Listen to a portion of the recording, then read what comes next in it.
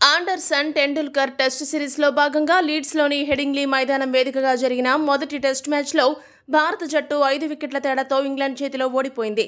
Team India యువ జట్టు ఏకంగా 5 సెంచరీలు చేసి బాగానే ఆడినప్పటికీ బౌలింగ్లో క్రమశిక్షణ లోపించి, ఫీల్డింగ్లో క్యాచ్ డ్రాప్స్, లోయర్ ఆర్డర్ పేలవమైన బ్యాటింగ్ వంటి స్వయంకృత అపరాధాల కారణంగా టీమిండియా ఓటమి పాలైంది.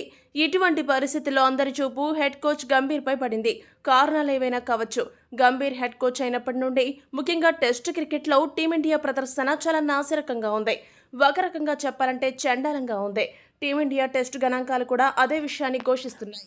జూలై 2024లో గంభీర్ హెడ్ కోచ్గా బాధ్యతలు తీసుకున్నాడు. అప్పటి నుండి నిన్న జరిగిన ఇంగ్లాండ్ మొదటి టెస్ట్ మ్యాచ్ వరకు టీమిండియా మొత్తంగా 11 టెస్ట్ మ్యాచ్లు ఆడింది. ఈ 11 టెస్ట్ మ్యాచ్లలో ఇండియా 3 గెలవగా 7 మ్యాచ్లలో ఓటమి పాలైంది. 1 మ్యాచ్ డ్రా అయింది. టెస్ట్ మ్యాచ్లలో గంభీర్ హెడ్ కోచ్గా గెలుపు శాతం 27.27%గా నమోదైంది. గెలిచిన ఆ 3 మ్యాచ్లలో 2 మ్యాచ్లో బంగ్లాదేశ్ పైన గెలిచినవనే విషయాన్ని మనం మర్చిపోకూడదు. అదే టీ20 క్రికెట్ విషయానికి వస్తే హెడ్ కోచ్ గా గంభీర్ గెలుపు శాతం 90%గా ఉండగా వన్డేల్లో 72.72%గా ఉంది.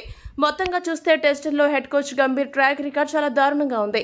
ఈ విషయాన్ని ఎత్తి చూపుతూ గంభీర్ అంటే గిట్టని వాళ్లు అతడిపై విమర్శల బాణాలు ఎక్కుపెట్టి కార్నర్ చేస్తున్నారు.